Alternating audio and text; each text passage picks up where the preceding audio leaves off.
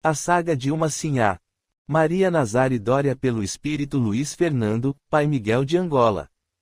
Amor e Equilíbrio Audiobook. Terceira parte. Não demorou muito, ele aparecia acompanhado da Sinhá. Ela parecia outra pessoa, rosada e altiva ao lado dele. O Senhor sentou-se na cadeira de balanço e deu ordem para os feitores que aproximassem os escravos do terreiro. Ficamos sem respirar, o silêncio era geral. Todos vocês aqui me pertencem. Eu, como o Senhor de vocês, tenho a comunicar o seguinte: vou fazer uma viagem deixando as fazendas a cargo do meu administrador e da minha esposa, que, com a graça de Deus, parece ter se recuperado. E é exatamente este o motivo de não levá-la. Ela pode se cansar no caminho e ter uma recaída. Minha demora é pouca, em pouco tempo estarei de volta. O meu administrador e sua família estão se transferindo para esta fazenda, e cuidará de tudo o que se fizer necessário. Ele fez uma pequena pausa, e continuou. Dei ordens para o administrador tomar qualquer providência que se fizer necessária a respeito dos envolvimentos dos meus escravos com a indisciplina aqui nesta fazenda. Não pensem que abandonei o caso dos fugitivos. Assim que eles forem descobertos, e virão acertar contas neste terreiro na frente de vocês. Não ousem desobedecer às ordens do meu administrador, ele será o senhor de vocês até a minha volta, pois, além de ser meu tio, confio plenamente nele e em sua esposa. Amanhã, logo cedo, ele deve chegar com a família, e todos devem acatar as suas ordens e determinações. Pondo-se de pé, ele acrescentou. A Sinhá fez uma grande compra de roupas e calçados, além de outros bens para a fazenda. Espero que zelem pelo que receberam, isso é para durar. Os feitores obedeçam às ordens do administrador, que na minha ausência é quem vai tomar decisões. Quanto a vocês, escravos, voltem às suas obrigações. Assim, ele nos dispensou. Cada um tinha uma opinião diferente. A verdade é que nenhum de nós sabia o que estava por vir. Na boca da noite, por volta das 7 horas, nos reunimos e, mesmo diante dos olhos e ouvidos dos feitores, trocamos ideias a respeito da vinda do tio do nosso Senhor. Ninguém sabia quem era esse tio. É engraçado, se ele era da família do nosso antigo Senhor ou da nossa velha Sinhá, como é que nunca havia aparecido para visitar os parentes? Teria chegado recentemente? As perguntas eram muitas, e as respostas não tínhamos. A avó Joana, que tinha liberdade de conversar com os nossos feitores, foi até o senhor Ambrósio e perguntou: o senhor conhece esse novo senhor? O feitor, enrolando um cigarro na palma da mão, respondeu: sinceramente, eu nem sabia que o senhor tinha outros parentes por aqui. Nunca ouvi o senhor velho e nem a sua esposa comentarem sobre família, nem visitar ou receber visitas deles. Cá entre nós, vó Joana, eu acho que esse novo administrador não é parente coisa nenhuma. Isso deve ter outro fundo de verdade. Ele pode ser amigo desse senhor, e eu posso até conhecer essa pessoa. Vamos aguardar para sabermos quem é. E vamos rezar a Deus, Senhor. Ambrósio, não sabemos que destino esse novo senhor pode nos trazer. E sabe mais o que? Eu não entendi porque ele não levou a nossa Sinhá com ele. Se bem que dou graças a Deus em tê-la do nosso lado. Eu não entendi, mas desconfio, respondeu ele. Desconfia do quê? Insistiu a avó Joana. O feitor, olhando para os lados, respondeu: que ela conte para a família o que lhe aconteceu, e eles acabem com o senhor. Fiquei sabendo que esta fazenda foi comprada com o dinheiro do dote da Sinhá. Parece que a família dela tem muito dinheiro. A dele também tem. Dizem que são tradicionais. Esse nosso senhor é muito estranho, vó Joana. Vou lhe contar uma coisa estranha demais. O pai dele, pelo amor de Deus, não comente com ninguém. Tem mais filhos espalhados por aí do que batata na terra. E o filho é um homem cobiçado pelas mulheres. Eu sou homem, mas tenho de reconhecer que ele é muito bonito. E sabe de uma coisa? Com toda a beleza, dinheiro e poder que ele tem, não tem nenhuma amante. Dá para entender? Dá, sim, senhor. Ambrósio, há coisas que parecem que ficam mais claras entre nós do que entre vocês. Do que está falando, a avó Joana? Ah, senhor Ambrósio, eu acho que estou com medo e nem sei mais o que digo. Quer saber de uma coisa? Eu vou me deitar para estirar os ossos, que amanhã será um dia cheio de novidades para nós. Boa noite, avó Joana. Leve as mulheres com a senhora. Pedirei a Zacarias para levar os homens, assim todos nós podemos descansar o corpo. Se não conseguir descansar a mente, pelo menos o corpo. Fiquei me revirando na rede e não conseguia dormir, e assim estavam os meus companheiros de quarto, no escuro da noite. Não falávamos, mas sabíamos que todos estavam acordados, cada um com os seus pensamentos. Quando consegui dormir, sonhei que Antônio entrava no nosso barracão e, me abraçando, perguntava: onde está o meu filho? Onde está a Sinhá? Sorrindo de alegria por vê-lo bem, respondi: o seu filho está lindo. E a Sinhá está conosco aqui na fazenda, ela está cuidando do filho de vocês com muito amor e carinho. Que bom que você voltou. Mas onde está Anita? Ela está na casa da dama de Sinhá. Nós trabalhamos lá, ela nos comprou de um atravessador de escravos. Eu ainda não tive coragem de contar tudo o que aconteceu com a nossa Sinhá e o menino. Acha que eu devo revelar isso para a dama? Eu sei que ela nos comprou para pirraçar o senhor. Ela mesma disse que iria nos esconder para que ele sofresse a humilhação de perder.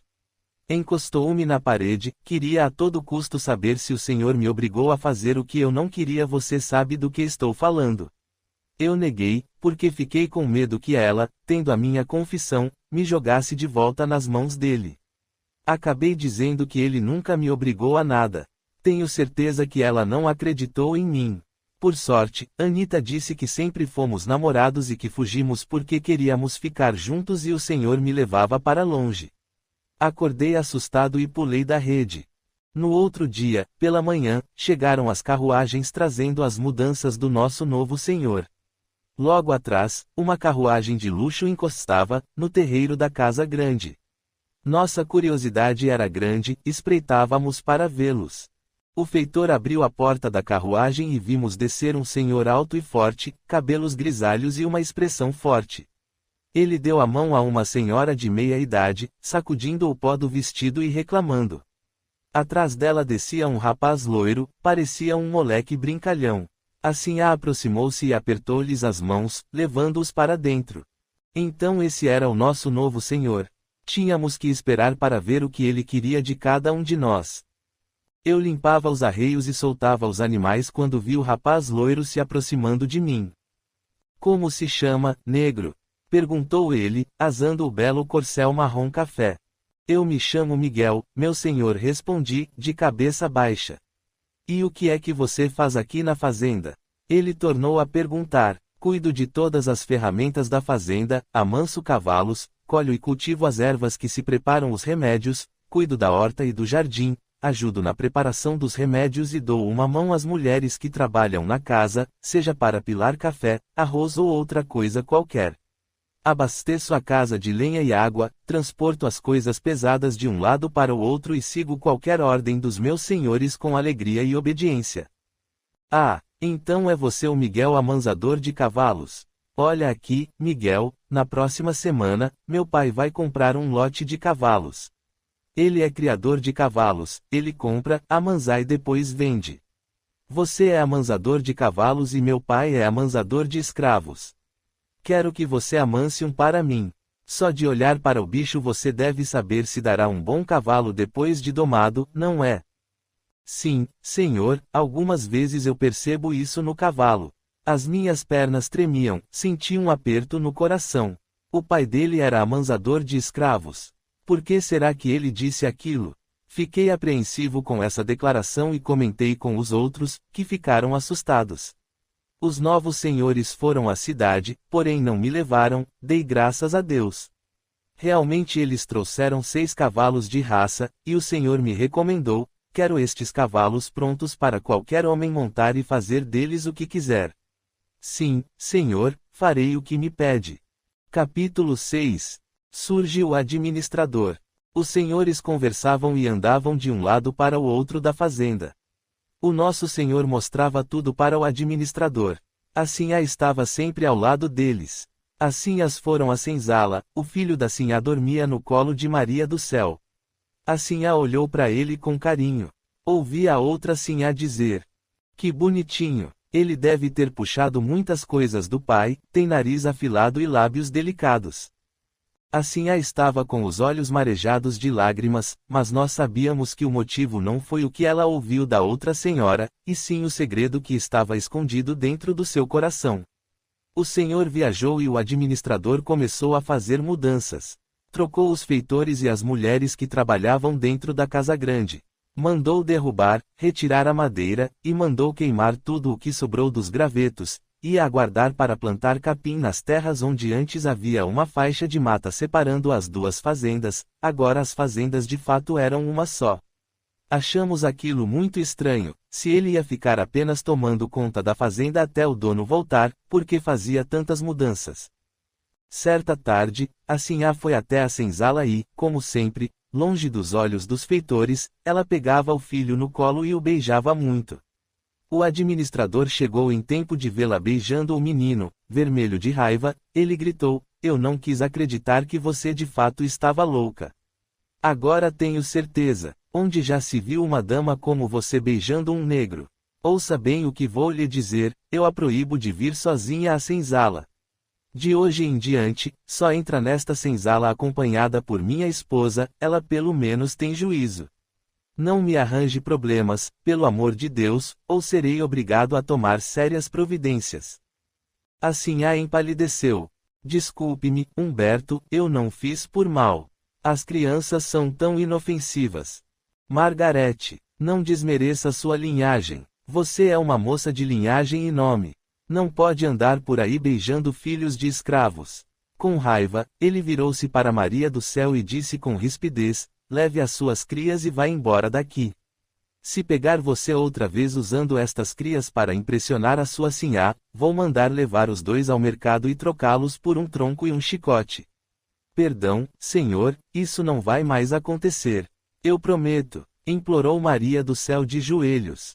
No fim da tarde, o senhor me chamou e disse-me, amanhã, logo cedo, vamos à cidade e você deve nos acompanhar. Meu filho cismou que você conhece os cavalos quando são bons, vamos ver se ele está certo. Chegamos à cidade, e após andarmos de um lado para o outro, o senhor nos levou para um mercado de cavalos, acho que era isso, pois naquele local só havia cavalos. Mandou que eu escolhesse 3 bons cavalos. Eu rezei e pedi a Deus que me inspirasse, pois se não agradasse o senhor estaria em maus lençóis. Após a compra dos cavalos, o administrador foi fazer o pagamento. O senhorzinho me chamou de lado e falou baixinho. Agora você vai me acompanhar e ficar de bico fechado. Direi ao meu pai que nós vamos à igreja, e que eu fiz uma promessa para que você acertasse na compra dos melhores cavalos. Na verdade, vou à casa das mulheres de aluguel. Você ficará escondido, me esperando. O pai dele voltou, e o filho avisou. Meu pai, vou levar o negro Miguel comigo, quero ir até a igreja, vou pagar uma promessa. Depois que eu pagar a promessa o próprio Miguel lhe contará qual foi a minha promessa. Fiz em voz alta e fui atendido.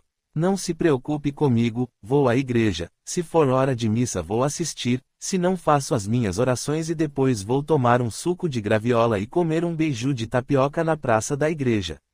Fique sossegado que eu tomo conta do negro Miguel, e assim que terminar venho lhe encontrar. Muito bem, pode ir. Cuidado com o que vai fazer, e fica de olho no negro, não quero aborrecimentos. Agora que terminei os negócios vou prosear com os amigos e tomar meus drinks sossegado. Não esqueça que temos que seguir viagem lá pelas 15 horas. Quero chegar à fazenda antes das 20 horas. Fique tranquilo, pai, não vou me atrasar.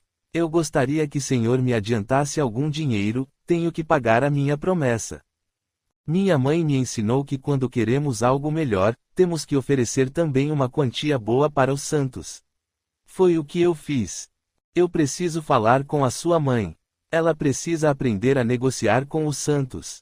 Se cada vez que vocês fizerem uma promessa eu tiver que pagar esse preço alto, vou começar a cobrar as taxas dos milagres, porque estou sempre levando prejuízo com as promessas que você e sua mãe vivem fazendo. De quanto foi agora a sua promessa? Papai, eu sei que o senhor vai ficar aborrecido, mas eu prometi 20 contos de réis para a igreja. Você enlouqueceu? Qual é o santo que cobra tão caro por um milagre? Quem é, Negro Miguel, esse santo? Meu filho disse que fez a promessa em voz alta, então você ouviu. Quero o nome desse santo esperto, que pensa que eu tiro dinheiro das folhas do pasto. Quem é o santo, Negro Miguel? Olhei para o rapaz, que transpirava na testa. De cabeça baixa, porque eu jamais iria falar uma mentira e caluniar o nome de um santo de cabeça erguida, respondi, pedindo perdão ao santo, é Santo Antônio, senhor. Eu logo vi, sua mãe vive com esse santo para cima e para baixo como se ele fosse da família. Pois muito bem, aqui estão os seus 20 contos de réis. E leve mais algum dinheiro e traga outro santo qualquer que tiver lá na igreja. Vou presentear a sua mãe, e você vai convencê-la de que quem fez o seu milagre foi ele. Vamos dar uma folga para Santo Antônio, ele está ficando caro para mim. Será bom que sua mãe mude um pouco de santo, vai lá saber se um outro santo não precisa de trabalho e vai se esforçar em atender às promessas com mais rapidez, e mais barato também. Está bem, papai, respondeu o rapaz. Vamos, Miguel, você me ajudará a escolher o santo para minha mãe. Assim que nos afastamos, o rapaz disse: pegue esse dinheiro aqui, vá até a igreja e compre o santo que custar mais barato, assim vai sobrar dinheiro, e eu pagarei um suco e um beiju para você. Sinhozinho, eu não posso ir sozinho e entrar na igreja sem uma permissão. Lembrei. Que inferno! Venha, vamos até ali. Entramos em uma venda, e ele pegou um lápis e uma caneta. Escreveu algo num papel e me pediu para mostrar o papel ao zelador, que iria me entregar o santo e me devolver o dinheiro. E assim que terminasse lá na igreja, eu deveria descer a rua e, lá onde havia jaqueiras, seguir pelo meu lado direito e ir até onde estava uma praça com muita gente. Que eu ficasse com o papel na mão, se por acaso alguma autoridade me parasse, era só mostrar o papel. E que eu esperasse ali sentado no banco que dava para a frente da casa de aluguel das escravas, ele estaria lá. Assim fiz. Cheguei à igreja e apresentei o papel e o dinheiro ao zelador. Ele me mandou esperar. Ouvi-o discutir com o sacristão: zero santo mais barato é São Benedito. Esse ninguém quer, podemos vendê-lo. Quer arranjar confusão para mim, não é? Você já viu em alguma casa dos senhores uma imagem de São Benedito? Não, nunca vi, só nas casas dos escravos libertos e de alguns feitores. Então vamos, ache outro, pediu o zelador.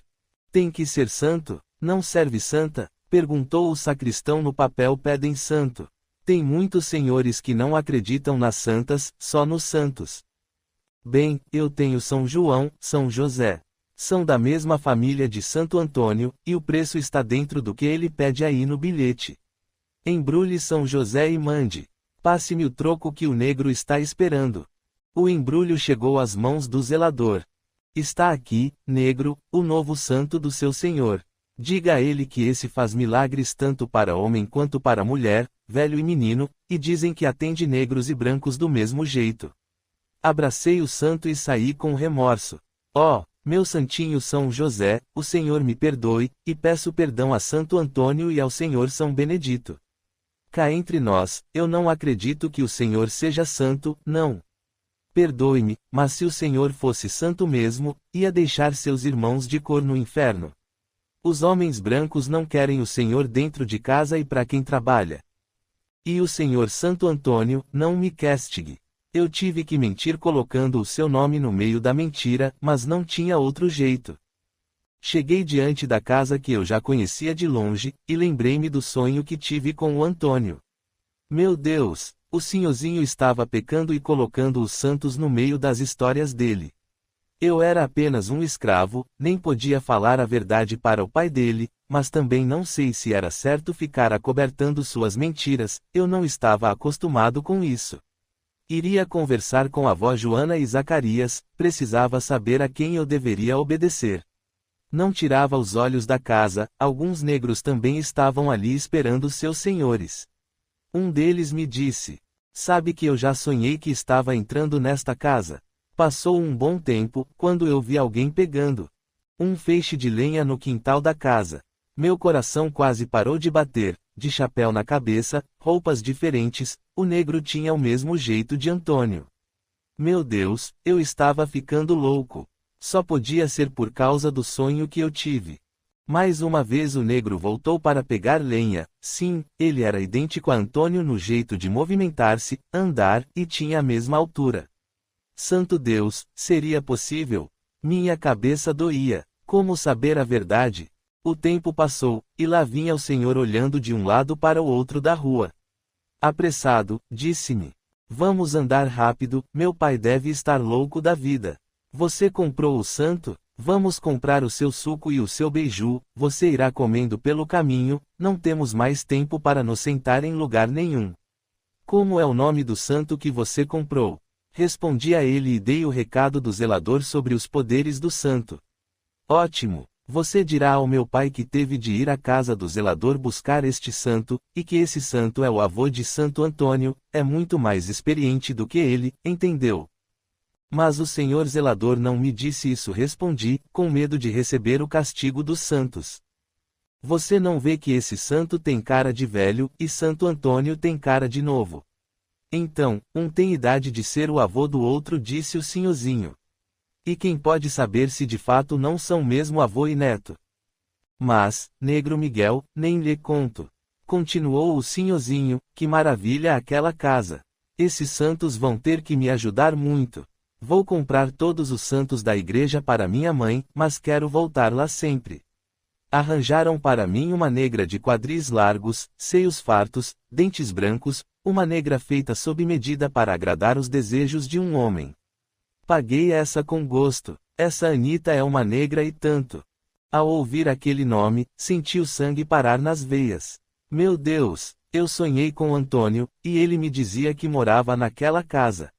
Tive a impressão de ter visto Antônio pegando lenha no quintal, e agora o senhor me falava de uma negra chamada Anita.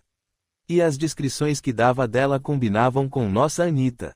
Eu quero vir todas as semanas, vou arrumar um pretexto para vir à cidade, nem que eu comece a trabalhar. Disse o sinhozinho. Essa casa é só para os brancos? Perguntei curioso. Ah, sim. As mulheres são negras, exceto a dona, uma senhora ainda bonita, que é a dona da casa. Você a deve ter conhecido, ela foi dama de companhia da sua sinhá. Falam pelos quatro cantos que ela tinha um segredo com o seu senhor. Você nunca viu nada entre eles. Mas será que é mesmo a dama da minha sinhá? Underscore claro, Miguel. Acha que eu não a conheço. Nós nunca soubemos o motivo verdadeiro da saída dela da casa grande. Sei que o seu senhor expulsou a coitada, e que quem se deu bem fomos nós. Ela compra escravas jovens e bonitas e as prepara para servir bem aos brancos. Dizem que no começo ela aceitava até escravos libertos, se eles chegassem com dinheiro. Agora não. Foi proibida a entrada dos negros e de feitores, só entram os brancos com dinheiro no bolso. Assim que chegamos onde o pai dele estava esperando, pensei que o senhor ia bater no filho e em mim. Onde você se meteu até esta hora? Fale, negro Miguel, porque nós demoramos tanto para voltar. Fale para meu pai. Bem, senhor, tive que ir buscar o santo na casa do zelador, pois o santo que está aqui é o avô de Santo Antônio e tem mais experiência do que ele. Foi o que disse o zelador. E que santo é este? Perguntou o senhor olhando a imagem. É o senhor São José. O sacristão disse que ele faz milagres para pessoas de todas as idades. Bom, ele tem cara de quem viveu muito. Vamos ver se faz milagres mesmo. Vocês comeram alguma coisa? Deu alguma coisa para este infeliz comer? Não comemos nada, papai. Eu fiquei sentado no banco da igreja, e rezei 3 terços e 7 salve rainhas. Minha mãe me disse que quem reza muito é atendido no céu em qualquer coisa que pedir. Tomara que ela esteja certa. Pelo que vocês rezam e o tanto que eu pago, nós temos passagem livre para o céu. Venha comer e beber alguma coisa. Espere aí fora sentado, negro Miguel, eu vou mandar-lhe trazer alguma coisa para comer. Depois você vai ajudar os outros 2 negros, e vamos seguir viagem. Vi o sinhozinho sentado, comendo e bebendo bem tranquilo, eu, porém, estava com o coração aflito. Tive que mentir 2 vezes usando os nomes dos santos. Enquanto engole outro copo de suco quase sem aguentar, pensava, não dá para entender os senhores brancos, primeiro, eles nos ameaçam com o tronco se pegarem uma mentira nossa. E depois eles nos obrigam a mentir, a inventar histórias com os santos. No caminho, eu estava calado. Os outros negros me perguntaram, está calado por quê? Aconteceu alguma coisa grave? Não se preocupem, está tudo bem. Acho que não gosto dessas viagens, mas nós não temos que gostar ou não, temos é que obedecer. Um deles falou baixo. Pois eu confesso a você que adoro a cidade. Há tantas coisas bonitas por lá. Quando vou à cidade, para mim é o mesmo que ir ao céu. Chegamos à fazenda já com o clarão da lua cheia. Os outros negros vieram nos ajudar, e o senhorzinho chegou perto de mim e falou baixo. Bico fechado, Miguel, não conte para ninguém o nosso dia de hoje. Ou o tronco que meu pai trouxe será inaugurado por você. Já no barracão, André me perguntou. O que o senhor falava com você? Sobre uns cavalos que eles compraram. Devem chegar talvez amanhã. Pediu-me para amansar o corcel negro para ele. Zacarias falou baixo. Hoje a sinhá foi a senzala ver o filho. É engraçado que o menino passou a estranhá-la, está mesmo apegado é a Maria do céu. A sinhá precisa tomar cuidado para não despertar suspeitas, se um feitor apanhá-la sozinha na senzala e pegando Frederico no colo, isso pode comprometer a vida dele. Não podemos confiar nem em nossos irmãos de cor, pois eles às vezes saem do nosso lado pensando que poderão ficar do lado dos brancos e acabam nos levando à morte. A avó Joana trouxe um bule de café, e pelo buraco da janela Zacarias olhou para ver se não tinha nenhum feitor escutando a nossa conversa. Só então eu relatei o que fiquei sabendo, o que acho que tinha visto, o nome e as descrições de Anita, e as mentiras sobre os santos, que estavam me deixando amedrontado. A avó Joana e Zacarias ouviram a minha história, depois Zacarias perguntou. Joana, o que você acha? Sinceramente, pode ser que os dois estejam trabalhando na casa da dama da sinhá. Ela odiava Antônio, porque o senhor vivia com ele a tiracolo. Mas ela pode estar usando Antônio para vingar-se dele. Pois lá ninguém irá procurá-lo. Zacarias entrou no assunto e acrescentou. Eu acho que eles deram a volta e foram aportados do outro lado da cidade. Alguns negociantes de escravos os levaram até a dama, os venderam, e devemos dar graças a Deus que eles vivem, mesmo no sofrimento estão livres das garras do Senhor. Tomara que sejam eles mesmos. Só temo que algum amigo do nosso Senhor dedicara com Antônio ou Anita e conte para ele. Mas olhe, filho, Deus escreve certo por linhas tortas, o senhorzinho branco vai voltar àquela casa e com certeza deve levá-lo novamente. No caminho, você contará a ele que conheceu uma escrava chamada Anita, se ela não se lembrava de um negro chamado Miguel, e que você se recordava dela porque ela gostava muito de andar pela beirada do rio, não apreciava ver os seus próprios rastros, tinha medo que viesse alguém atrás dela. Ela vai entender o recado, se forem mesmo Anita e Antônio, ela mandará um recado que você também entenderá. Zacarias silenciou por alguns instantes, e depois continuou, quanto aos santos, fique tranquilo. Eles não farão nada contra você, Miguel. É por isso que são santos, porque aguentam tudo calados. E para falar a verdade, talvez estejam até nos dando uma mão. Quase um mês depois, o senhorzinho inventou que precisava ir pagar a promessa para São José. Disse para a mãe que estava andando no meio da madeira que era consumida na casa grande, e uma jararaca pulou em seu braço, ele só pensou no santo, e a cobra pulou de volta no chão. A mãe chorava e agradecia o milagre, e encheu as mãos dele de moedas. Nunca ouvi uma mentira tão sem lógica. Uma cobra pulando no braço dele e desistindo mordê-lo. E a mãe acreditou. O feitor nos acompanhou, ele ia comprar algumas ferramentas para a lavoura. Chegando na cidade, o senhorzinho deixou os dois negros com o feitor e lhe disse. Antes das 3 horas da tarde estaremos aqui, deixem tudo pronto. Devemos obedecer às ordens do meu pai. O negro Miguel vai me acompanhar. Como ele mexe nas folhas dos remédios que todos vocês tomam, e amansa os cavalos, arruma as ferramentas da lavoura, etc. O padre me disse, uma vez que o negro Miguel precisa receber água benta nas mãos para que tudo o que ele fizer seja bom para todos. Eu não dei importância antes, mas agora, pensando melhor, acho que ele estava certo. Vou levá-lo comigo até a igreja e conversar com o padre, adoro trocar ideias com ele. Eu só não ingresso para ser padre porque o meu pai não aprova. Eu sou muito católico, não fico sem ir à igreja, e se venho à cidade não saio sem ir tomar a bênção do padre. O feitor balançava a cabeça, admirando a fé do rapaz. Depois o ouvi comentando com um dos negros. Senhor de coração santo como esse são poucos por aí. São poucos mesmo, é o que eu sempre digo para brancos e negros, cada um deve ter a sua fé e obedecer sempre o destino que Deus lhe deu. Este nosso senhorzinho é um exemplo a ser seguido. No caminho, eu criei coragem e disse: meu senhorzinho, pelo amor de Deus, o senhor pode ser castigado e eu também. Eu não posso desobedecer às suas ordens, mas vejo que agora o senhor está mexendo com os santos. E santo é coisa séria, meu senhorzinho. Miguel, tem pessoas que fazem coisas piores do que eu. Se Deus não levar isso em consideração, aí quem vai ficar chateado sou eu. Veja bem, não mexo com as negras da fazenda, porque acho que a humilhação delas já ultrapassa todos os limites. Não falto com o respeito com as esposas dos nossos amigos. Então, estas mentiras entre mim e os santos não são graves. Eu até ajudo a promovê-los. Entre as amigas da minha mãe, já escutei 3 delas falando que fizeram promessas e foram atendidas por São José. Por isso eu acho que os santos não vão se aborrecer comigo, e lá na casa de aluguel procuro ser bondoso e gentil com a escrava que me serve. Chegando à cidade, ele deixou o feitor e os 2 negros recomendando que eles arrumassem tudo, quando chegássemos era só pegar a estrada. Deu ordens para o feitor alimentar os negros, nisso ele era muito atencioso, não tínhamos o que reclamar. No caminho, eu fiz como Zacarias me instruiu, e o Senhor caiu na minha conversa. Então você conheceu uma Anita?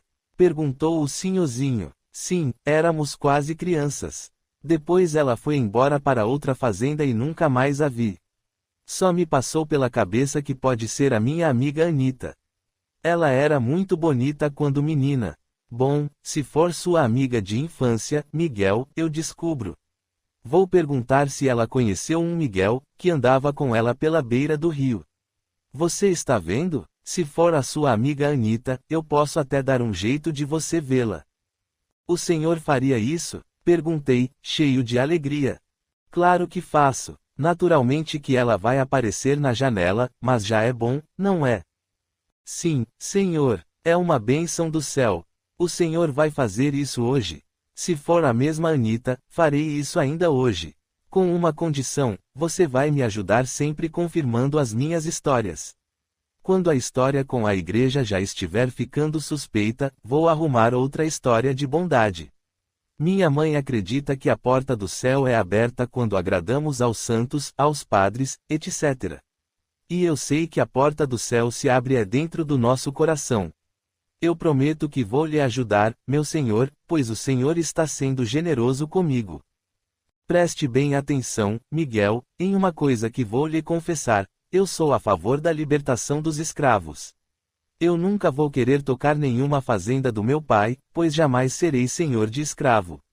E se eu pudesse escolher uma mulher para me casar, seria uma negra. Porém, sei que vou me casar com uma mulher branca, pois a nossa sociedade não aceitaria que eu entrasse de braços dados com uma negra em local público. E filhos, então, qual seria a igreja ou o cartório que iria registrar um filho meu, se fosse negro? É complicado, Miguel. Infelizmente não podemos expressar os nossos próprios sentimentos, mas, acatar os sentimentos de toda a massa. E ele continuou falando palavras que eu não entendia, mas sei que ele falava de liberdade e de igualdade entre brancos e negros.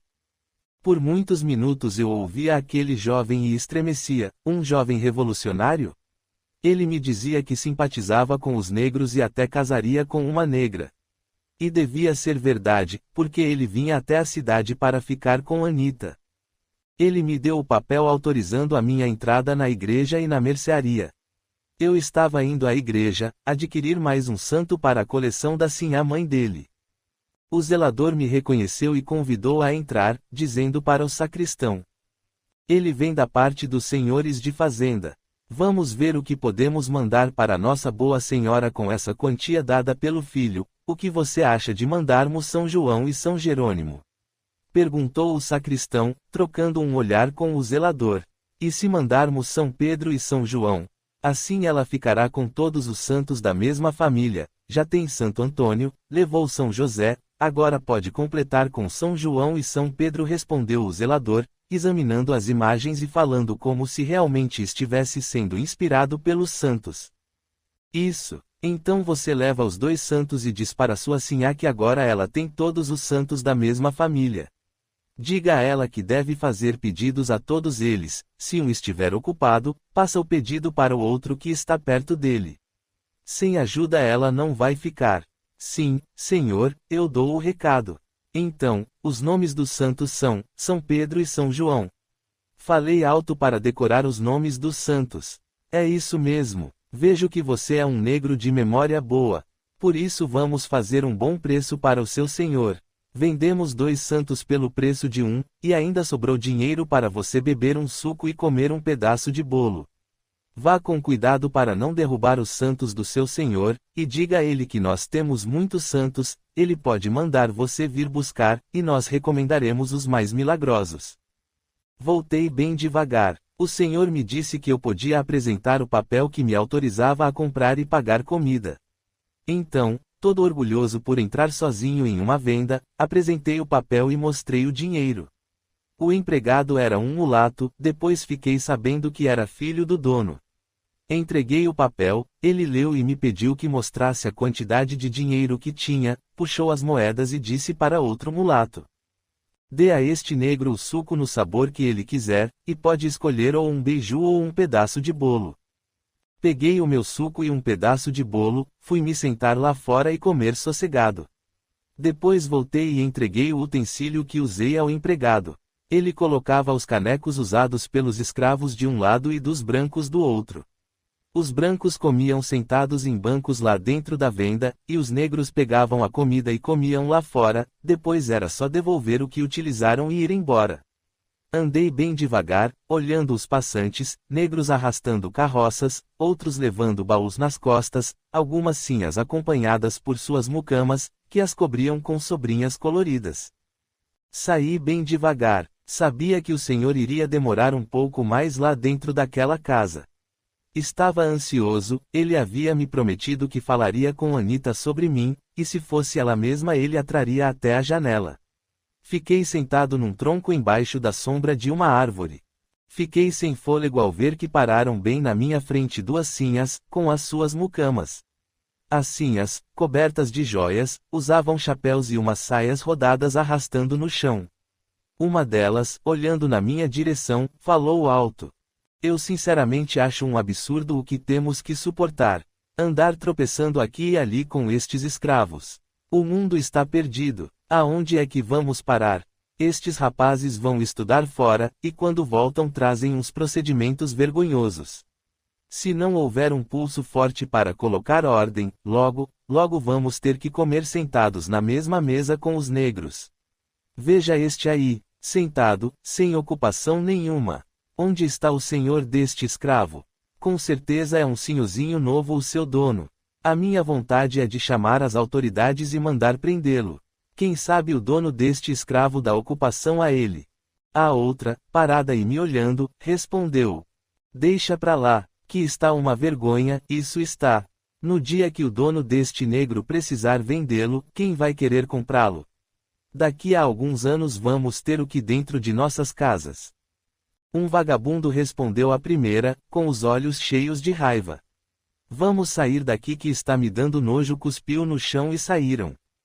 Santo Deus, que perigo eu corro ficar parado aqui em frente desta casa, pensei. O meu senhor vai ter confusão para ele, e muito mais para mim. E se vierem os caçadores de escravos e me prenderem? Até provar que eu não fugi, já fizeram comigo o que bem entenderam. De vez em quando passava uma dama branca e me olhava, algumas com simpatia, outras com desdém. Mesmo assim, eu não tirava os olhos da janela, parece que havia se passado um século, eu estava morrendo de vontade de urinar, mas sem a ordem e a presença do meu senhor não podia entrar nos locais apropriados para os escravos. Teria que esperá-lo, e rezava que ele viesse logo. A janela se abriu, vi Anita me olhando, era ela. Fiquei sem fôlego. Ela se recolheu, e eu fiquei parado, com as pernas tremendo. Logo o senhor saiu, quase correndo, para não ser visto por ninguém. Chegou perto de mim e perguntou: "E então, é a Anita que você conheceu ou não?" Pensei na resposta e disse: "Ela era muito pequena quando nos separamos. Aquela é uma mulher, pode ser ela, mas se for, está bem diferente." Foi o que ela me disse. Ela conheceu um Miguel quando era criança. Quando foi à janela, eu perguntei se ela se lembrava de você, e ela disse a mesma coisa. "Bem, tudo deu certo lá na igreja?" Perguntou o senhor, ansioso. "Sim, senhor. O dinheiro foi suficiente para comprar 2 santos, e ainda comi e bebi, como o senhor determinou." "E os santos, quem são?" "Preciso contar a história deles para minha mãe, convencê-la." "Bom, segundo o sacristão, um deles é São João, e outro é São Pedro. E ele disse que assim agora tem todos os santos da mesma família, e ela pode pedir a todos eles, se um estiver ocupado, pedirá para o outro atender. Sem atendimento ela não vai ficar." Gostei. Esses vendedores de santos têm ideias brilhantes. São melhores do que eu quando se trata de inventar uma história. É por isso que eu não fico com remorso nenhum. Eu invento minhas histórias para fazer o que gosto, e eles inventam suas histórias para ganharem a confiança dos fiéis e tirar o dinheiro deles. Para mim, tudo bem. Ele sorriu. "Vamos apressar o passo, que nós precisamos seguir viagem." Bico fechado, ouviu, Miguel? "Você não sabe de nada, não viu nada e lavou as mãos em água benta. Tudo o que você tocar será abençoado." "Senhor, eu tenho medo dessas mentiras. E se Deus castigar as minhas mãos mandando alguma doença?" "Deus não vai lhe castigar. Quem inventou a história fui eu. E Deus sabe que eu não tenho outra solução a não ser essa. Não estou prejudicando ninguém, e se toda mentira do mundo fosse como essa, teríamos um mundo melhor. E por falar em mentiras, você nunca contou uma mentira do bem." "Eu não entendi, senhor. O que é mentira do bem?" "A mentira do bem é aquela mentira que se conta para proteger outras pessoas de algum mal." "Eu já contei muitas mentiras do bem, sim, senhor, muitas mesmo." Falei isso lembrando dos últimos acontecimentos. "Então, você agora me entende?" "Acho que sim, meu senhor." "Você é um homem de bem, Miguel. Vamos lá, veja só, o feitor já arrumou a carga." Chegando à venda, ele foi comer algo, e eu fui ao privativo dos escravos. Logo mais, nós estávamos na estrada. O senhor adormeceu e o feitor veio conversar comigo, e me perguntou baixinho: "Miguel, o senhorzinho ficou todo esse tempo conversando com o vigário?" "Não, senhor, ele ficou muito tempo fazendo suas devoções." "Pois é, um rapaz novo, rico. Se fosse outro iria se divertir por aí. Já ele vai à igreja, e sempre traz um santo para a mãe." Não, dessa vez ele trouxe 2. São João e São Pedro. Disse o sacristão que São Pedro é quem abre e fecha as portas do céu. Se ele não abrir, nenhum outro santo abre, porque a chave fica na mão dele. Eu já ouvi falar muito desse santo, nunca vi a imagem dele, mas sei que é poderoso." "E você bebeu água benta?" perguntou o feitor. "Eu não bebi água benta. Eu lavei as mãos para que possa colocar as mãos em tudo e abençoar." "Foi isso que disse o meu senhor. Coloca então as mãos no meu facão, no meu chapéu, e passe as suas mãos aqui em minhas mãos, quero ser o primeiro e receber as bênçãos dessa água benta." Fiz aquilo, porém com vontade de rir. Se aquelas senhoras vissem a cena, o que iriam dizer? O feitor asando as minhas mãos de olhos fechados. À noite, contei o que descobri sobre Anita para Zacarias e a avó Joana. O negro velho, suspirando aliviado, respondeu-me: "Graças a Deus." Agora, é cada um seguir o rumo do seu destino e deixar Deus decidir o que fazer. Você, Miguel, não abra a sua boca com ninguém sobre Anita, Antônio ou o menino. Você não sabe de nada, não viu nada. Deixe as coisas caminharem. Antes que eu respondesse, a avó Joana completou. Isso mesmo, Zacarias. Você está certíssimo. Se todos estão salvos, agora é só tocar a vida e não lastimar. Nem com os nossos deuses devemos tocar mais no assunto, entendeu, Miguel? Eles sabem tudo, antes de nós. Todos calados e andando em frente com a vida, é assim que devemos seguir, um respeitando o destino do outro. Ficamos os três em pleno silêncio, e a avó Joana, pitando o seu cachimbo, lembrou. O que me preocupa é a Sinhá. Ela é mãe, e mãe é mãe. Mas por hoje é melhor não falarmos mais neste assunto. Vamos dormir, que amanhã será outro dia, e para Deus tudo é renovado. Encontraremos uma solução para cada coisa. Capítulo 7. Um dia após o outro. Na fazenda, tudo seguia bem. Nossa Sinhá rodeava a senzala, Frederico crescia a cada dia, e os falatórios também. Diziam que ele era filho do feitor, e alguns negros mais ousados falavam que o rosto dele era rosto de branco. Na fazenda agora dava gosto ver o capinzal, onde era faixa de mata virou um capinzal, não havia mais divisórias. Zero Senhor não vendeu nenhum escravo, e a vida realmente continuava a mesma para todos. A Sinhá passava as noites tocando piano. O senhorzinho me levava a cada 15 dias para a cidade, a casa grande estava repleta de santos e santas, todos com recomendações do sacristão e do zelador. A Sinhá rodeava a senzala, olhava de longe as crianças, mas graças a Deus não foi mais ao barracão onde ficava o filho. O inverno chegava, as primeiras chuvas caíram e a fazenda estava sombria.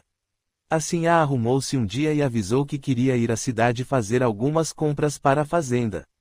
O senhor administrador alegou que ela fizesse uma lista que o capataz ou ele próprio iria fazer as compras, pois havia prometido ao senhor que ela seria poupada dessas caminhadas.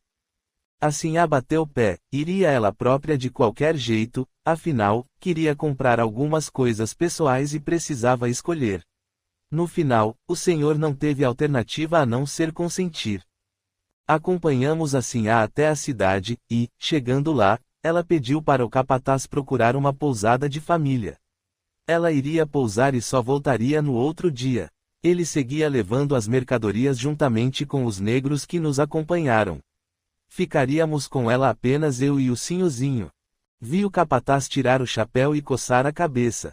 Ele não podia desobedecer às ordens dela, e sabia que iria se complicar com o administrador. Enquanto os negros ajudavam a arrumar as mercadorias, o capataz pediu para a Sinhá que me deixasse acompanhá-lo até a pousada. A Sinhá consentiu, e nós nos pusemos a caminho. Assim que alcançamos uma boa distância, o capataz me perguntou, Miguel, que diabo aconteceu com a nossa Sinhá? Ela não pode pernoitar na cidade como uma mulher qualquer. O que vou dizer ao senhor administrador? Que a nossa Sinhá resolveu dormir na cidade, em uma pousada popular. Respirei fundo e respondi: se o senhor me permite uma palavra, eu dou a minha opinião de escravo.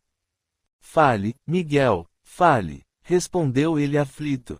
Diga ao senhor que, por não estar acostumada a fazer essas viagens, a Sinhá não se sentiu bem, e o senhorzinho achou melhor que ela só retornasse no dia seguinte. Assim, o nosso senhor pensará que foi decisão do senhorzinho e não dela. O problema vai se tornar menor. Será preciso apenas combinar tudo com os dois e explicar a situação. Você tem razão. Vamos à pousada conversar, e ver se conseguimos lugar para vocês se ajeitarem. Eu não vejo a hora de voltar, Miguel. Ainda mais com o que eu ouvi hoje da boca de um capitão do mato.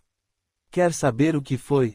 Fiquei em silêncio, olhando para ele e me lembrando do que aprendi: jamais responda aos seus superiores, mesmo que eles lhe ofereçam uma chance.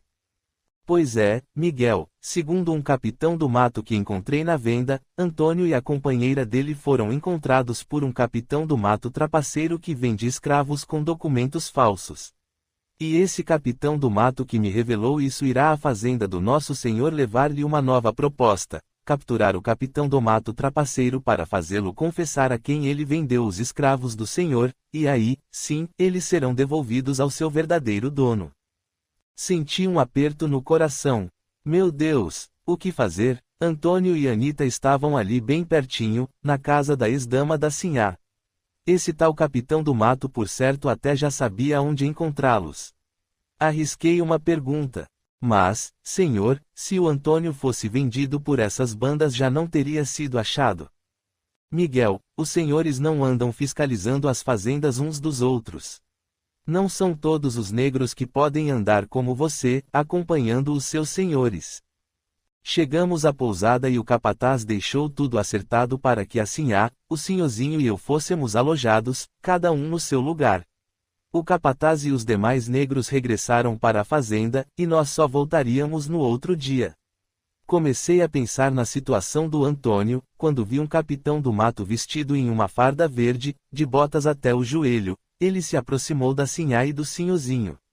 Segurei a respiração enquanto ouvia o homem falar. Disseram-me que a senhora é a esposa do senhor que busca por seus escravos fugitivos, então tomei a liberdade de vir falar-lhe. Pois não? Indagou a Sinhá. Fui um dos contratados para resgatar negros fugitivos de sua fazenda, e acabei de saber que um traficante de escravos capturou e vendeu o negro Antônio e quem estava com ele. Agora preciso de uma nova autorização para pegar esse falso caçador de escravos e fazê-lo confessar para quem foi que vendeu os fugitivos. Para pôr a mão nesse pilantra, preciso de autorização. E de um novo pagamento, é claro. A Sinhá ficou pálida, pensei que ela fosse desmaiar. Ela tossiu e respondeu: Perdão, capitão, mas este negócio é com o nosso administrador, o senhor deve procurá-lo. Mas me fale um pouco mais sobre esta informação, é verídico que os negros foram capturados, ou é apenas uma suspeita? É certeza, senhora. Quem me passou essa informação disse-me que tem certeza plena. Inclusive sabe quem foi o capitão do mato que nos trapaceou. Ele deixou claro que iria até a fazenda negociar com o administrador sobre a captura do ladrão de escravos. Com esse sujeito nas mãos, seria fácil reaver os dois fugitivos e ainda cobrar uma multa de quem os adquiriu. Assim que nos dirigimos à pousada, a Sinhá se aproximou de mim e disse, trêmula: Miguel, pelo amor de Deus, o que vamos fazer? Eles encontrarão Antônio e Anita, e chegarão até o meu filho. Não, Sinhá, eles não vão encontrar nem o Antônio nem Anita, e nem chegar perto do seu filho, se a senhora ajudar. O que eu posso fazer, Miguel? Respondeu, aflita. Eu sei onde estão Antônio e Anita, Sinhá. Falei, confiante, sabe? Ela arregalou os olhos para mim. Sei, sim, senhora, eles estão bem aqui perto da senhora. Na casa de sua ex-dama. Rose, o que você sabe da Rose? Ela não foi embora do Brasil? Não, senhora, ela é a dona da casa onde se alugam as jovens escravas. O senhorzinho visita a casa dela sempre que vem à cidade. Com certeza, hoje à noite ele vai voltar lá, na casa onde se encontram Antônio e Anita. Santo Deus, você tem absoluta certeza, Miguel, de que Antônio e Anita se encontram lá? Tenho, Sinhá. Primeiro eu fiquei na dúvida, agora tenho certeza. Vamos andar, pediu a Sinhá. Quando chegamos à pousada, eu levei os pertences da Sinhá até o quarto. Ela me pediu para entrar e fechou a porta. Vamos falar baixo, e me ajude a pensar, o que posso fazer para tirar os dois de lá? Sem levantar a cabeça, respondi. Chegando até a sua dama. Envie uma carta. Como mandarei uma carta? Quem vai entregar esta carta? O senhorzinho. A Sinhá pode inventar qualquer assunto para o senhorzinho. Peça-lhe para entregar a carta e trazer resposta. Ele vai atender o seu pedido, porque se a senhora revelar ao pai dele que ele frequenta aquela casa, é bem possível que ele o mande embora do Brasil. Você é muito inteligente, Miguel. Respondeu a Sinhá. Agora você pode descer, e peça para o senhor vir até o meu quarto. Sim, Sinhá. Quer mais alguma coisa? Não, pode ir e aguardar o meu chamado. Lá no bar, encontrei o senhor bebendo um copo de vinho juntamente com outros rapazes. Dei sinal e ele gritou, aproxime-se, Miguel, o que deseja? Dei o recado da Sinhá. Ele me pareceu surpreso. Fiquei sentado com outros negros do outro lado do salão, no lugar reservado para nós. Não demorou muito e vi o Senhor subir as escadas. Fiquei rezando e pedindo aos nossos deuses que instruíssem a Sinhá no melhor caminho a seguir com o Sinhozinho. Enquanto eu rezava para a Sinhá, um cão bonito e bem tratado que desceu de uma carruagem se aproximou de mim e começou a me lamber. Eu já estava incomodado com aquele cachorro, mas não podia fazer nada, ele me parecia cão de senhor. Pelo bonito, aparência saudável, e uma coleira bem diferente no pescoço. Um dos negros disse baixinho: "Esse daí é que é feliz. Deve ser o bicho de estimação desses senhores que entraram na pousada. Ser cachorro de branco é ter sorte. Não trabalha, não apanha, só come, se diverte e dorme, e ainda por cima provoca a gente, fazendo inveja. E veja só, eu não sei ler, mas sei que aí na coleira dele tem algo escrito. Dê uma olhada. Tem razão, pena que nós não saibamos ler para saber o nome dele", respondi. Se os homens brancos tivessem a bondade e os sentimentos dos animais, o mundo seria bem diferente. Os donos não olham para nós, no entanto, os seus cães nos lambem, beijam e comem com a gente. Estes são verdadeiros amigos. Enquanto o cão pulava em cima de mim, vi uma moça branca como nuvem deixando a pousada. Saía de braços dados com um senhor de meia idade que parecia bêbado. Chegando mais perto de nós, ele virou-se para trás e gritou: "Ó, Mesquita, eu troco o meu perdigueiro por todos esses negros que estão aqui. Quer fechar negócio? O meu trovão não perde uma caça. De bicho de pena a negro de couro, ele fareja e pega tudo." O outro branco respondeu lá de dentro: "Se esses negros fossem meus, eu estaria rico, Epaminondas. E quem sabe trocava mesmo um deles pelo trovão." Um dos negros saiu correndo para perto da moça, que lhe disse: "Vamos, Tomás, leve o senhor até a carruagem e o acomode lá." Virando-se para o lado onde estava o cão, ela chamou: "Trovão. Vamos lá, suba." Zero cachorro subiu, balançando o rabo e olhando em nossa direção. Parecia se despedir da gente. Ficamos olhando até a carruagem sumir. O negro comentou: "Reparou como os cachorros rodeiam a gente? Na verdade, eles acham que nós também somos cachorros. E não estão errados. A única diferença é que eles são bem tratados, vivem no meio dos brancos, e nós não." Eu entrei na conversa e respondi: "Espere aí, irmão. Eu não sou tratado como branco, mas também não sou tratado pior que os cachorros, não." "Então você é um felizardo. Quem é o seu senhor? Conte-nos se você nunca ficou sem comer e sem beber, amarrado no tronco debaixo de sol, chuva e sereno." Eu, sinceramente, nunca fui para o tronco. Aliás, na fazenda do meu senhor não há troncos e nem esses castigos que você me falou. Um outro negro, que tinha o rosto e os braços marcados por cicatrizes e manquejava de uma perna, chegou perto de mim e falou: "Está falando sério ou só se gabando?" "Eu falo sério. Fui comprado na fazenda ainda menino, cresci vendo os escravos trabalharem muito. Mas nenhum deles sofreu estes castigos, a não ser nestes últimos tempos, tivemos uma situação por lá envolvendo até a fuga de um negro. A história foi que o senhor resolveu fazer o negro de mulher dele." Outro negro, chegando mais perto, acrescentou: "Se os deuses não tiverem pena da gente, não sei qual será o nosso fim." Dia desses, eu ouvi uma conversa estranha entre o meu senhor e um outro que não conheço. Esse outro contou que recebeu uma proposta para que vendesse um escravo de sua fazenda. No começo, ele rejeitou a proposta, mas o senhor interessado na compra insistiu muito. Por fim, pagou uma quantia que daria para comprar 10 bons escravos. O dono do escravo fez o negócio e entregou o negro. Tempos depois, ficou sabendo que o negro havia morrido. E esse mesmo comprador voltou a negociar, com outro senhor, que pediu por um negro uma quantia suficiente para comprar 5 ou 6 bons escravos. Pois bem, o homem pagou na hora. Zero senhor que vendeu ficou sabendo que o negro terminou morrendo de forma estranha. Então, começaram a desconfiar das atitudes do senhor que comprou os escravos, que por causa dessas besteiras perdeu muito dinheiro.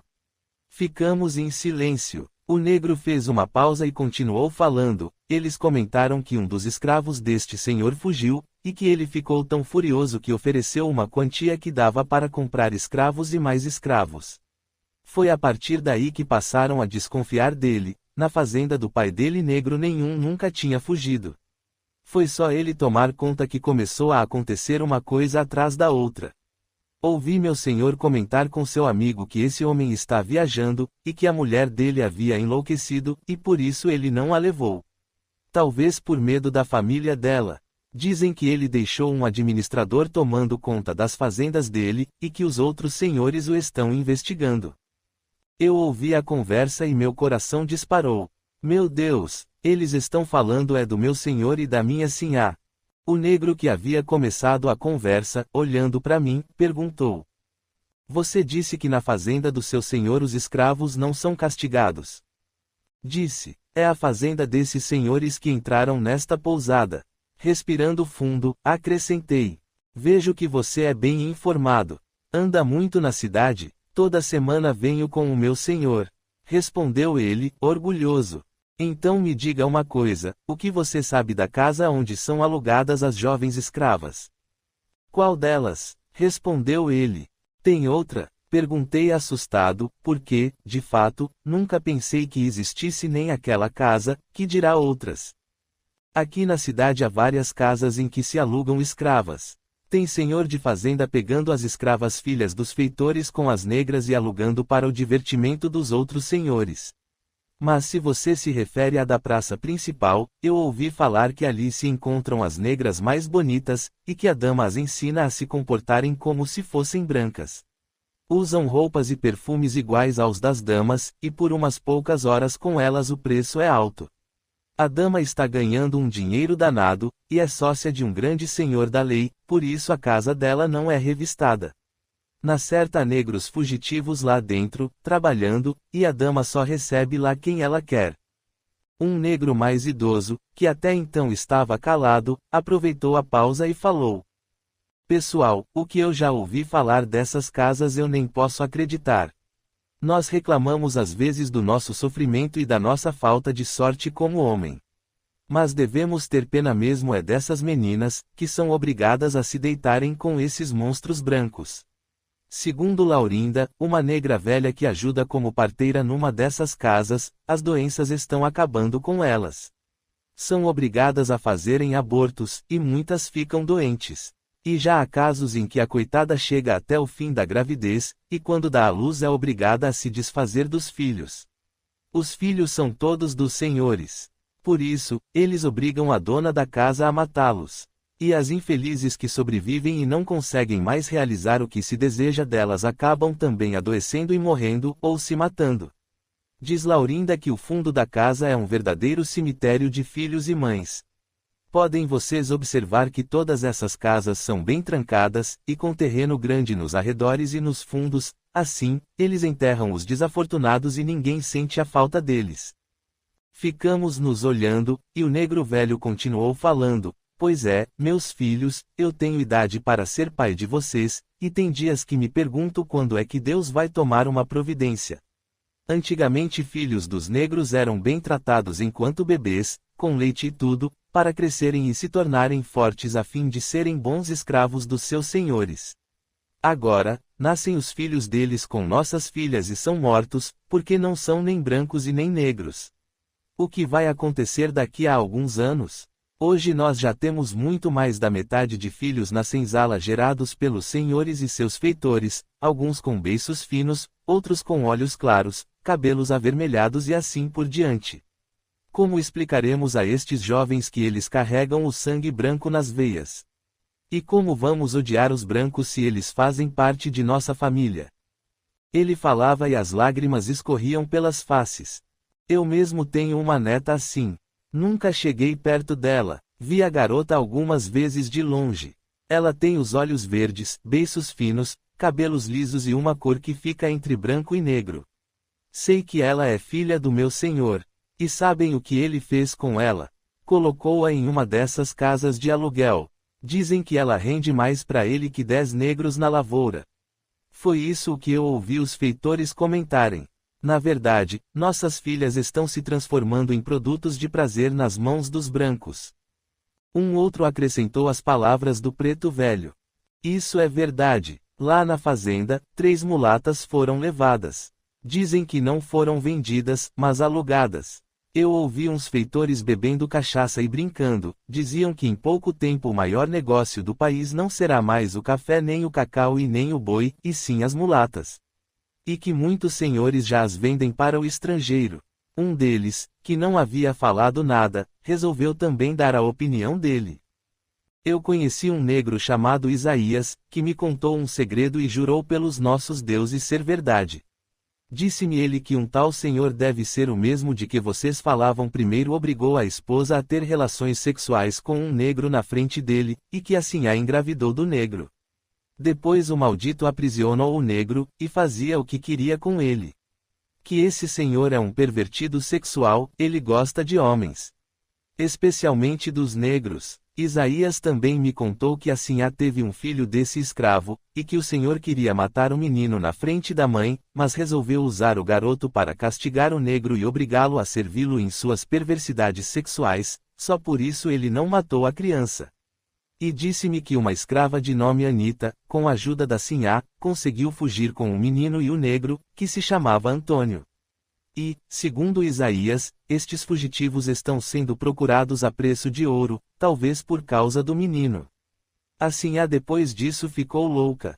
Quando ele me contou eu não quis acreditar, porque via o senhor dele de longe, parecia muito sério e tranquilo. Mas um dia, com esses olhos aqui que a terra há de comer, eu o vi olhando por baixo do chapéu para um negro que rachava lenha, e era um olhar estranho. Depois fiquei sabendo que ele comprou este negro pagando pelo preço de 5 escravos. E dizem que ele levou o negro escondido, e até viajou para fora do Brasil com ele. Eu ouvi aquilo e fiquei sem fala. Nós ficávamos trancados na fazenda, e não sabíamos do que se passava pelas cidades, que cresciam a cada dia. Por último, um negro que tinha um dos olhos vazados disse: "Ouçam o que eu vou relatar para vocês. Me contaram que essas casas que alugam moças estão servindo também a navios, e navios lotados de homens brancos que vêm de fora do Brasil para trabalharem nos engenhos e nos negócios dos senhores brancos. Ontem mesmo a casa da praça principal estava lotada de homens brancos que chegaram de longe. São barulhentos e usam umas roupas estranhas. Ouvi dizer que são portugueses. Não entendi nenhuma palavra do que falavam, mas entrei lá dentro da sala da casa de aluguel, fui levar umas caixas com bebidas. Meu senhor parece que conhece a dona de lá." Ele fez uma pausa, parecia lembrar-se do que vira lá dentro. Lá dentro é um luxo que eu nunca vi, nem na casa do senhor. Tem cheiro de perfume, tapetes de couro espalhados pelo chão, um balcão cheio de copos e bebidas e muitas mulatas, bem diferentes de como estamos acostumados a vê-las. Eu respirei fundo e perguntei. Falaram-me que nenhum escravo pode entrar lá à casa da dama branca, nem mesmo acompanhando o seu senhor. Como é que você conseguiu entrar? Nem feitor pode entrar naquela casa da praça principal, muito menos escravo. Tem outras casas mais afastadas em que os feitores entram. Se o senhor tiver influência e precisar carregar coisas até lá, lógico que os escravos entram. Meu senhor levou para a casa da praça bebidas do estrangeiro, chegaram no navio que trouxe os homens brancos. Ouvi dizer que os senhores estão ganhando com mulheres e com o que os brancos consomem enquanto estão com elas. Então, vi o senhorzinho chegando no salão e olhando em volta. Corri para que ele me visse, ele acenou, e eu fui até ele. "Negro Miguel, hoje eu vou passar uma noite diferente, e você vai me acompanhar, levando algumas coisas que preciso transportar. Nós sairemos assim que escurecer, e você volta num pé. Aqui na cidade, tanto quanto na senzala das fazendas, os negros não podem circular depois das 20 horas se não estiverem acompanhados do seu dono. Assim sendo, vou subir e me arrumar. Se você desejar ir ao banheiro, aproveite e vá. Na volta, vá se banhar e procure ir jantar com os outros negros. Depois, vá deitar-se no seu canto e não saia de lá em hipótese alguma." Ouviu? "Sim, senhor, pode ficar sossegado que eu não irei desobedecer às suas ordens." "Muito bem, me espere aqui mesmo." Assim que eu descer nós iremos. Já mandei reservar e preparar a carruagem, você me leva e depois volta com a carruagem. Amanhã cedo não precisa ir me buscar, eu alugo uma carruagem e volto, então seguiremos viagem para a fazenda. Ele afastou-se, e o negro velho me perguntou, esse é o seu senhor? Bem, ele é filho do administrador da fazenda. O meu senhor, que é o marido da Sinhá, está viajando, respondi. Um deles, falando baixo, comentou. Aposto que ele vai passar a noite na casa da dama. O meu senhor toda semana faz isso. Hoje mesmo ele irá, e é bem capaz que os dois cheguem lá lado a lado. E sua Sinhá, ela está sozinha lá no quarto. Não trouxe nenhuma mucama. Ela veio fazer compras para a fazenda, mas não se sentiu bem e acabou pedindo para pernoitar aqui e voltarmos amanhã. Combinamos que iríamos tomar banho e comer juntos. Logo cada um foi atender os seus senhores, e eu também corri, vendo o senhorzinho todo enfeitado, penteado e perfumado. Sentou-se na carruagem e eu fui junto com o cocheiro. Lá na praça, ele desceu e comprou um pacote grande de coisas que eu não pude ver. Pediu que eu subisse com ele para entregar o pacote. Meu coração saltava dentro do peito. Quando entrei no salão, as lamparinas estavam acesas. Uma dama toda pintada, e vestida de um jeito estranho, recebia os convidados e chamava alguém, aparecia uma moça e sumia com os senhores pelos corredores. Quando foi a vez do senhorzinho, ele cochichou no ouvido dela, colocou em sua mão uma quantia em dinheiro que ela olhou, verificou, sorriu e gritou, número 21. Qual não foi o meu susto ao ver Anita vindo igual às outras? Nem parecia mais a moça que eu ajudei a sair da fazenda do senhor. Ela falou no ouvido do senhorzinho, ele pode levar até o quarto. Pode, ele é o negro Miguel. Ela, fingindo não dar importância, respondeu, traga até o quarto este pacote, negro Miguel. Antes de acompanhar Anita, vi o senhorzinho tirando do bolso um envelope e entregando escondido para a dama, que o colocou no seio e lhe respondeu alguma coisa. Anita depressa me perguntou, como está o menino? Na fazenda, perto da Sinhá. Ela sabe que ele é seu filho. E Antônio, ele está bem? A dama sabe o que aconteceu com vocês? Perguntei ansioso. O senhorzinho aproximou-se antes que ela me respondesse. Ele abriu a porta do quarto, eu depositei o embrulho na mesa, e então ela disse. Está tudo bem conosco, pode ir, negro Miguel, siga em paz. Olhou para mim e piscou. Eu entendi o recado dela. Antônio também trabalhava ali na casa da dama. O que será que ele fazia? A dama nunca gostou dele na fazenda, será que ela sabia o que acontecera com Antônio e a Sinhá? Saí pela porta lateral e dei de cara com Antônio, que estava disfarçado, usava barbas e um chapéu de palha. Não pude abraçá-lo, mas perguntei. Como vai? Ele respondeu baixinho. Estou bem. Como vão a Sinhá e o menino? Os dois estão bem, e vivem na fazenda. O menino é criado na senzala como filho de uma escrava, mas a Sinhá sabe que é o filho dela. E o maldito? Ele perguntou arrumando o feixe de lenha nos braços. Eu fingia aguardar que ele saísse para que eu pudesse passar. O senhor viajou para o estrangeiro. Deixou um administrador cuidando das fazendas e da Sinhá, que se curou, com as graças de Deus.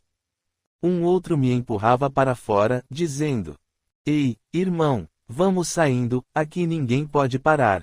Saia depressa, porque aqui também tem feitor, a diferença é que são mulheres. Logo pude entender o que ele dizia. Uma moça branca, com cabelos da cor de fogo, apareceu do nada e começou a esbravejar, dizendo: Aqueles que não estiverem satisfeitos em trabalhar nesta casa continuem fazendo besteiras, e voltarão aos troncos dos seus senhores. Ela continuou resmungando. Esse negócio de deixar os negros de fora entrarem aqui, com a desculpa de entregar isto e aquilo, está nos causando grandes aborrecimentos. Precisamos tomar providências. Dizia isso olhando para mim. Eu voltei na carruagem que levou o senhorzinho, e no caminho o cocheiro me convidou para sentar perto dele. Puxou conversa comigo, perguntando-me: